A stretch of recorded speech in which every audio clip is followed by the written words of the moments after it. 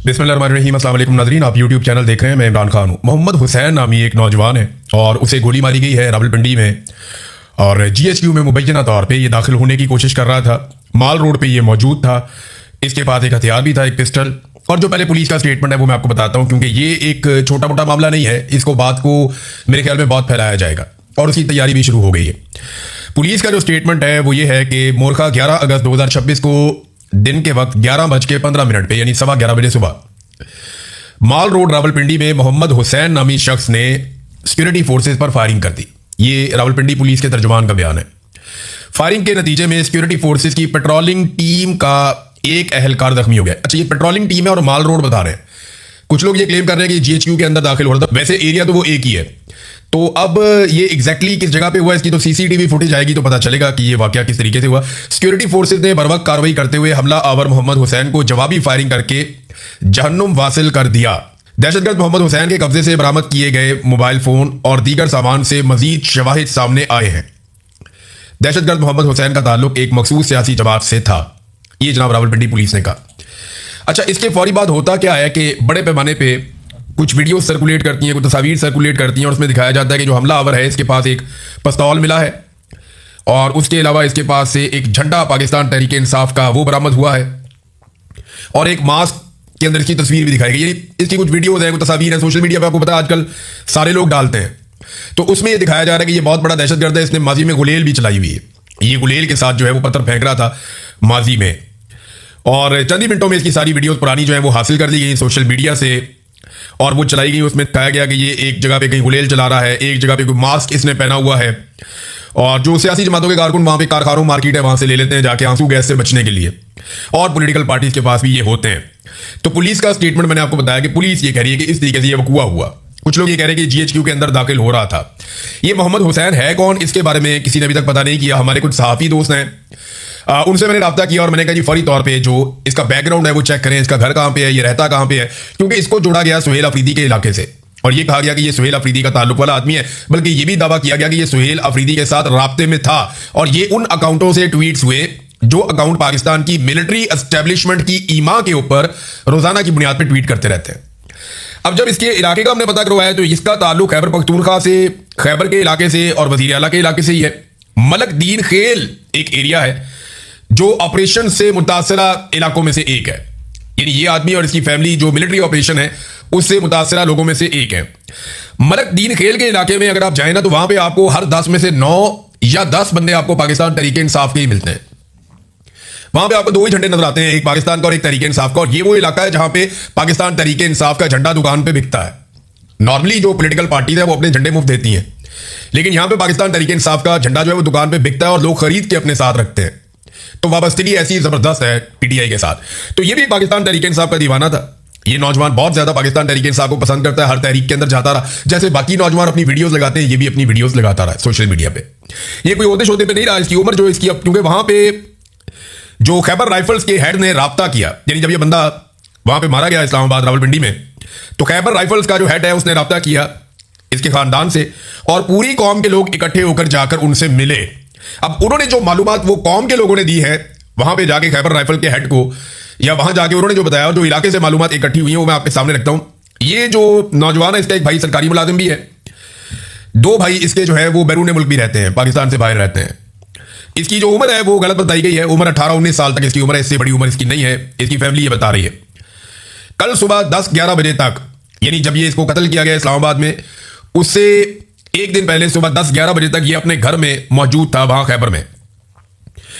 एक और चीज जो इसके बारे में बताई कि ये ज़हनी तौर पे बीमार था और इन लोगों का एक प्रॉब्लम है कि इनको दौरे पड़ते हैं। यानी इनकी फैमिली के अंदर ये इशू है कि ये स्ट्रेस मैनेज नहीं कर सकते। ये होता है, जो लोग साइकोलॉजी को जानते हैं या जो साइकेट्रिस्ट हैं उनको आइडिया हो गया कि मैं क्या बात कर रहा हूं।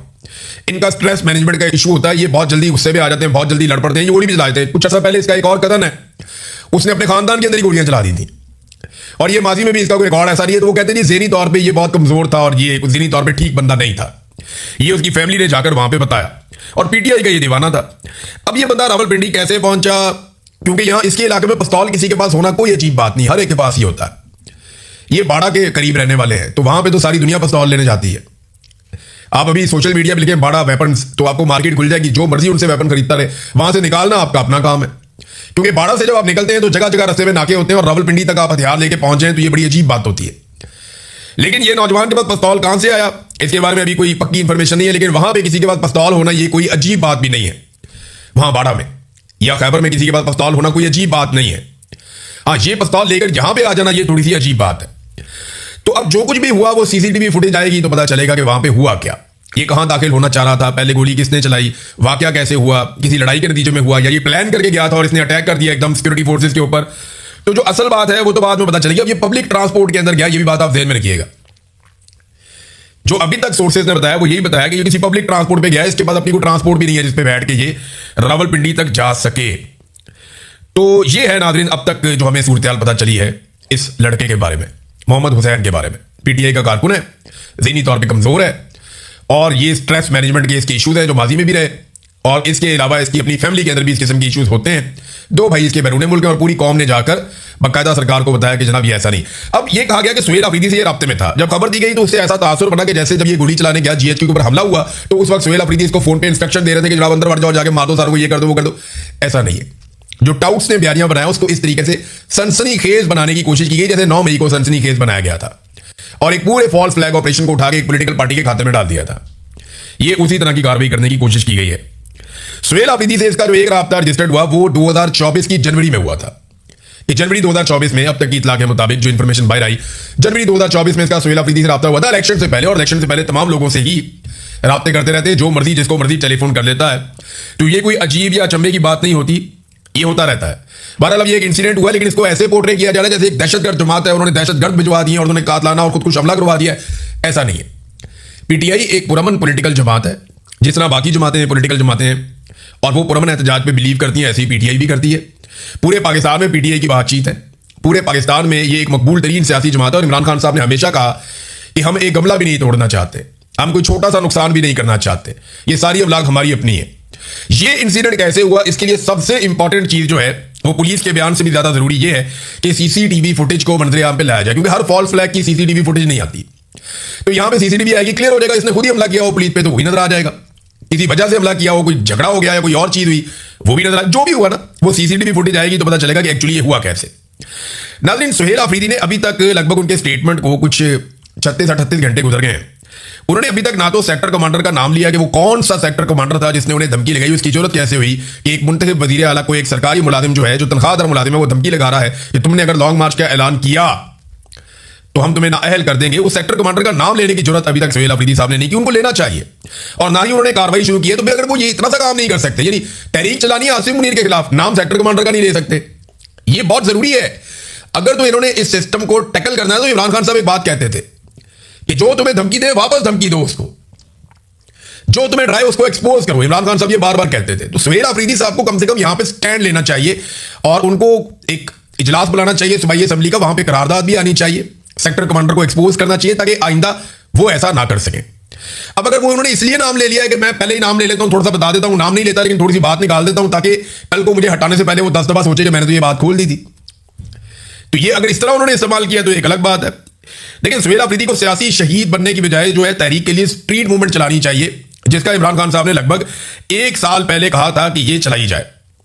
अब जब सुहेल अफरीदी ने ये नाम लिया था ना, अब मुझे वहां पे सहाफियों ने 1-2 चीजें बताई। उन्होंने कहा सुहेल अफरीदी ने ये नाम लिया ना कि सेक्टर कमांडर ने मुझे धमकी लगाई है, तो बाद में पीटीआई के लोग पीछे आए सहाफियों के और उन्होंने बाद में कहा, सफाइयां देते रहे कि जनाब ये तो मुंह से निकल गई बात, स्लिप ऑफ टंग हो गई, हम ये बात करना नहीं चाहते थे, हमारे मुंह से बात निकल गई। भाई निकल गई है तो अब उसके ऊपर पैरा थे और आप बताएं कि किसने किया, क्यों किया, कैसे किया, किस वक्त किया और उस पर कानूनी कार्रवाई कौन सी होनी चाहिए। एक और चीज मैं सुहेल अफरीदी साहब से गुजारिश करना चाहता हूं और वो इस बात पे तवज्जो दें। मुझे 1 नहीं 2 नहीं 3 नहीं ज्यादा लोगों ने और बार बार ये बातें बताई हैं, अलग अलग सोर्सेज ने ये बातें बताई हैं कि अब्दुल हादी उर्फ पतंग और एक हैं जनाब नवीद साहब जो इनके भाई हैं सुहेल अफरीदी के, और एक इदरीस साहब है जो गालिबन इनके चचा हैं। मेरी सिर्फ इतनी गुजारिश है कि अभी तहरीक का टाइम है, आप इन पे नजर रखें और ना सिर्फ इनके ऊपर नजर रखें बल्कि आप इन्हें कंट्रोल करें। ये लोग लगातार जो कर रहे हैं वो कोई भी पॉलिटिकल आदमी कभी भी बर्दाश्त नहीं कर सकेगा, उसका बोझ नहीं उठा सकेगा। ये लोग सुहेल अफरीदी के रिश्तेदार हैं, अब्दुल हादी और पतंग हैं, इदरीस नामी है उनके चचा है गालिबन, फिर एक उनके भाई भी हैं। तो इन चीजों का ख्याल रखना पड़ेगा उन्हें, उनका करियर अभी शुरू हुआ है। उस्मान बुज़दार के रिश्तेदार पागल हो गए थे, अंधाधुंध वो पैसा बनाने के चक्कर में वो अजीब तरीके से लग गए थे। लेकिन उस वक्त इमरान खान साहब बाहर थे, हमने इसको रिपोर्ट किया, उन्होंने एक्शन भी लिया था। लेकिन सुहेल अफरीदी साहब को ये चीजें खुद ही करनी पड़ेंगी, इस पे वो तवज्जो दें, वरना उनके लिए ना मुस्तकबिल में बड़े मसाइल हो जाएंगे। इमरान खान साहब की बहनें गई थी मिलने के लिए अपने भाई को, आज फिर मुलाकात नहीं करवाई गई, अभी तक तो मुलाकात नहीं हुई, तो रात हो गई अब तो एक मरतबा फिर मुलाकात नहीं हुई इमरान खान साहब की उनकी बहनों से। सारी कोशिशें करके उन्होंने देख ली है, कहते तन्हाई खत्म नहीं हो रही, ना ही अदालत कोई सहूलत दे रही है। पाकिस्तान तहरीक इंसाफ ने सुप्रीम कोर्ट के बाहर एहतजाज किया, सारे इकट्ठे हुए, फिर एहतजाज को कॉल ऑफ किया गया जब अदालत ने एक तारीख दे दी कि ठीक है जी हम ये केस लगा देते हैं इमरान खान साहब की मुलाकात के हवाले से, कहते तन्हाई के हवाले से। तो मामला यहां तक पहुंच गए हैं कि सारी कोशिशें करके देख लेते हैं, लेकिन क्योंकि एक शख्स ने फैसला किया हुआ कि मैंने मुलाकात नहीं होने देनी, तो कोई कानून, कोई अदालत, कोई इदारा, कोई पार्लियामान, कोई वजीर आजम, कोई कैबिनेट मेंबर, कोई अवामी एहतजाज दबाव, कोई चीज जो है, कोई लॉ बुक वो उसको वायलेट नहीं कर सकती जो फर्द वाहिद का हुक्म है। इसको डिक्टेटरशिप नहीं कहेंगे तो आप क्या कहेंगे?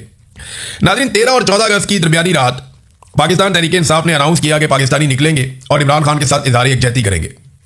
अब ये क्योंकि जश्न की रात होती है, वैसे ही पाकिस्तानी निकलते हैं, तो पाकिस्तान तहरीक इंसाफ के झंडे जितने ज्यादा नजर आएंगे उतना ज्यादा पता चलेगा कि पाकिस्तान तहरीक इंसाफ किस शिद्दत के साथ शहरों में निकली है और किस तरीके से वो एहतजाज भी कर रही है और इमरान खान साहब के हक में एहतजाज भी कर रही है और साथ में अपनी जश्न आज़ादी को भी सेलिब्रेट कर रही है। तो ये 13 और 14 अगस्त की दरमियानी रात को निकलने के लिए पाकिस्तान तहरीक इंसाफ ने अनाउंसमेंट की है। एक और चीज नाज़रीन मैं आपके साथ शेयर करता हूं, ये इधर सलमान कमर राजा साहब बड़े सीनियर आदमी हैं, बड़े जबरदस्त वकील हैं, बड़ी शानदार इनकी वकालत है, बड़ा लंबा इनका करियर है और लड़ाई इनकी हो रही है मिशाल यूसुफजई से। मैं हैरान हो जाता हूं कि ये किस लेवल पे क्या लड़ाइयां चल रही हैं। इंडिया एस्टेब्लिशमेंट ने अजीबोगरीब किस्म के पाकिस्तान में खेल खेले हैं, अजीबोगरीब सूरत पाकिस्तान में रहती है। ये मिशाल यूसुफजई का या सलमान कमर राजा साहब का बनता उनके साथ लड़ना, या ये लड़ाई बनती ही नहीं है। वो पार्टी के सेक्रेटरी जनरल हैं, वो फैसला करें। माजी में भी उन्हें कहा गया फैसला करो, वो फैसला नहीं कर पाए। मेरे ख्याल में सलमान अकरम राजा साहब को शायद सियासत की इस बात की समझ ही नहीं आई कि जितना ज्यादा आप गुंजाइश निकालते जाते हैं उतना ज्यादा आपके लिए प्रॉब्लम होती जाती है।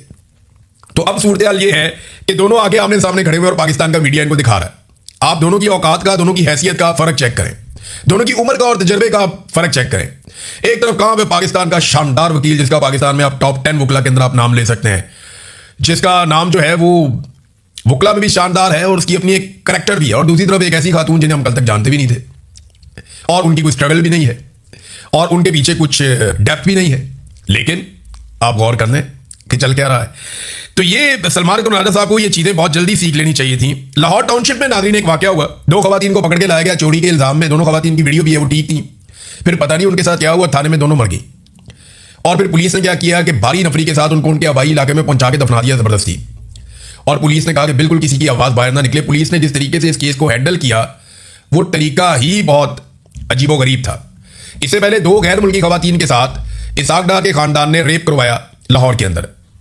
इसाक डार की फैमिली ने 2 गैर मुल्की खवातीन के साथ यहां पे लाहौर के अंदर रेप करवाया था उनके नवासे ने, और वो बड़ा खौफनाक एक केस था और बड़ी ज्यादती हुई उस केस के अंदर। तो एक तो ये केस आपको याद होगा, ये 2 खवातीन है, ये थाने में जाती है, पता नहीं इनके साथ थाने में ऐसा क्या हुआ कि वो दोनों मर गई और दोनों के बारे में कहा गया दोनों हार्ट अटैक से मर गई और दोनों नौजवान खवातीन थी, दोनों चोरी का इल्जाम था, दोनों एक साथ हार्ट अटैक से कैसे मर गई? वहां क्या हुआ ऐसा थाने में? किसने कुछ किया या कौन था वहां पे? क्या कोई बासर आदमी था? क्या देख लिया था उन खवातीन ने या क्या उनके साथ किया गया था कि फिर वो जिंदा नहीं रह पाई दोनों? अब पोस्टमार्टम करवाने के लिए ऑर्डर दिया गया। अब देखते हैं, उनको जबरदस्ती दफनाया गया है, दोबारा उनको निकाला जाएगा, पोस्टमार्टम किया जाएगा, चेक किया जाएगा इन खवातीन के साथ हुआ क्या। देखिए, खवातीन को टिकटॉकर ने कहा था कि ये मेरी रेड लाइन है, लेकिन आप गौर करें कि रेड लाइन नहीं है। सूबाई वजीर इत्तलात जो है वो लगातार 9 महीनों से अदालत उसे बुला रही, 9 या 11 महीने हो गए अदालत उसको बुला रही है कि आओ और आकर स्टेटमेंट दो, फलक जावेद के खिलाफ जो भी आपका केस है आकर पेश हो जाओ यहां पे। वो लगातार 8-9 महीनों से या 11 महीने थे या 9 महीने थे, वो लगातार ये कह रही है कि जी मैं नहीं आ सकती, मेरी जान को खतरा है। आप अंदाजा करें कि एक सूबाई वजीर है, सूबाई दारुल हुकूमत में एक अदालत में पेश होना है और वहां उसकी जान को खतरा है।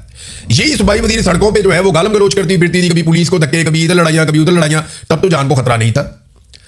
आज इक्तदार में है, आज खवातीन इनकी रेड लाइन है और जान को खतरा है, अदालत में पेश नहीं हो सकती। आप अंदाजा करें आम खवातीन की क्या हालत होगी इस सूबे के अंदर, जब एक जो है प्रोविंशियल मिनिस्टर जिसके पास बहुत सिक्योरिटी होती है, जिसके बाद इक्तदार है, वो अपने आप जाली सही लेकिन है तो नहीं, इक्तदार तो है ना, जाली इक्तदार के बावजूद वो अदालत में पेश नहीं हो सकती कि मेरी जान को वहां पे खतरा है।